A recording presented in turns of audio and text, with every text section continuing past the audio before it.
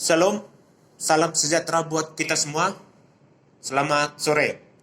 Perkenalkan, nama saya Kamron Sijabat, NPM 20 1111004, perwakilan dari kelompok 8. Saya akan mencoba merepresentasikan demokrasi representatif.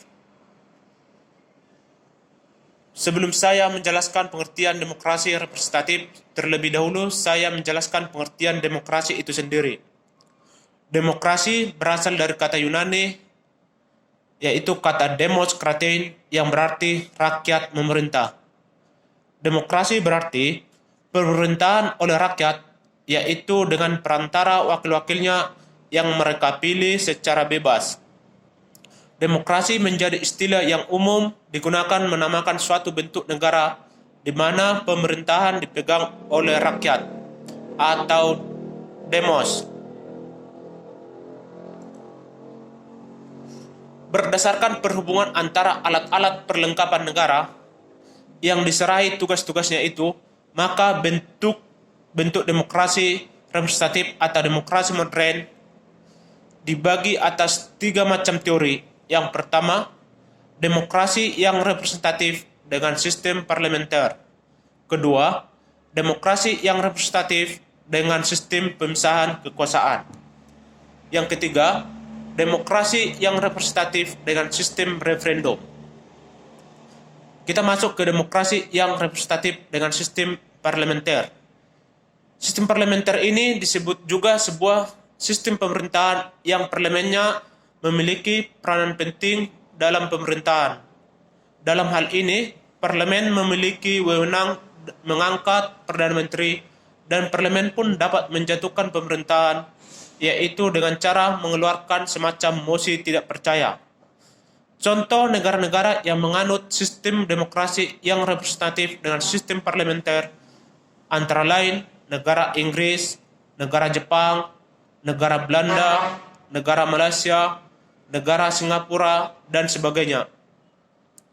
Demokrasi yang representatif dengan sistem pemisahan kekuasaan disebut juga adalah sebuah pemisahan yang tegas antara kekuasaan eksekutif atau pemerintah dan legislatif atau badan perwakilan rakyat.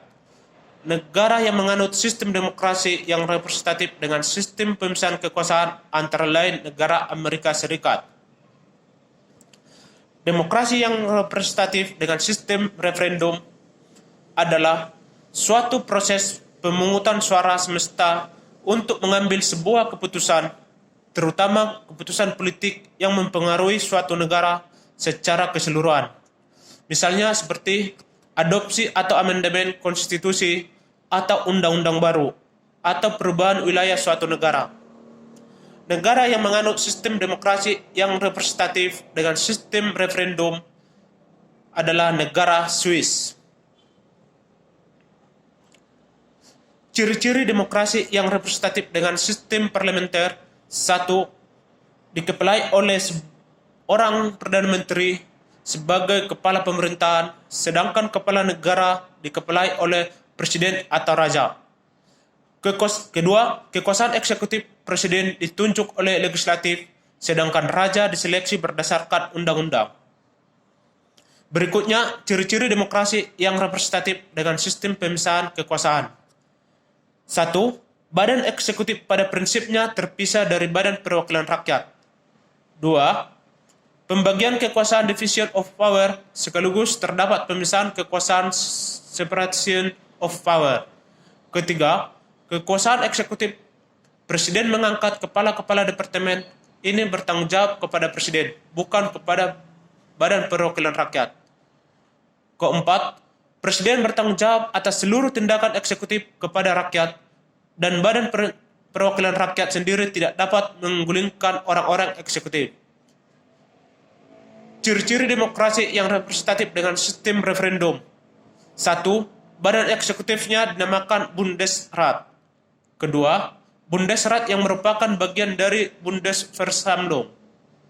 Ketiga, Bundesrat yang terdiri dari nasional, badan perwakilan nasional, dan Ständerat merupakan perwakilan negara-negara bagian yang disebut kanton.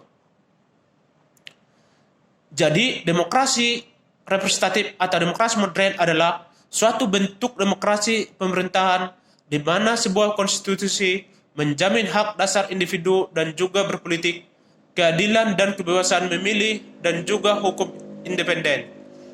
Demikianlah representasi saya dari kelompok 8. Sekian dan terima kasih.